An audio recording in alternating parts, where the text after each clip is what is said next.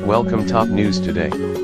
Sarah Huckabee Sanders credit APAlex BrandonJeremy Binks 2017121321325518Z20171213T132518Z. Much more has been said about White House Press Secretary Sarah Huckabee Sanders than what she herself has said during her tenure as President Donald Trump's chief spokesperson. Even by the standards of the woman who's in charge of America's most vapid display of political theater, Tuesday was not a good day. To be fair, Sanders was dealt a bad hand. After waking up, the president slammed Sen. Kirsten Gillibrand, a New York Democrat who has called for an investigation into the sexual harassment and assault allegations against Trump. Trump responded in one of the worst ways possible, by seeming to imply that Gillibrand had offered sex for political donations.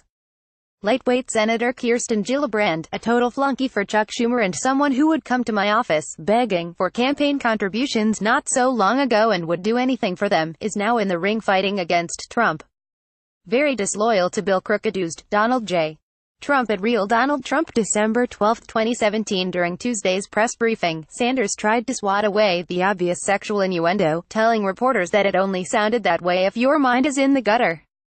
In saying that, she didn't really consider whom she was talking about. President Trump lives in the gutter.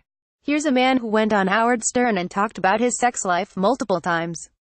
A man so focused on sex that, in the middle of a discussion on national television, he interrupted a contestant on his reality TV show to say that seeing a celebrity on her knees must be a pretty picture.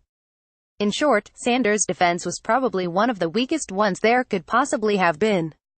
But one botched presidential defense doesn't make a story in the 2017 news cycle. Because Sanders also tried to prevent Trump from being asked about it, and threatened CNN reporter Jim Acosta, who wanted to do so.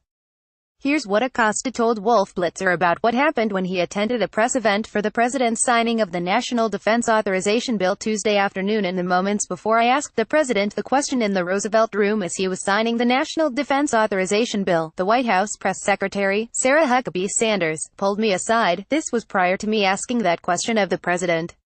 And she warned me that if I asked the president a question at this pool spray, as we call them, that she could not promise that I would be allowed into a pool spray again.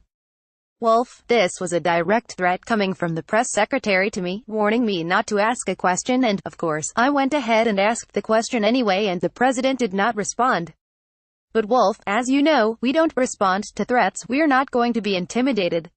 It remains to be seen whether Sanders will follow through with her threat, but one thing's clear: the sooner the White House press corps realizes how meaningless the communications office is, the better off they will be.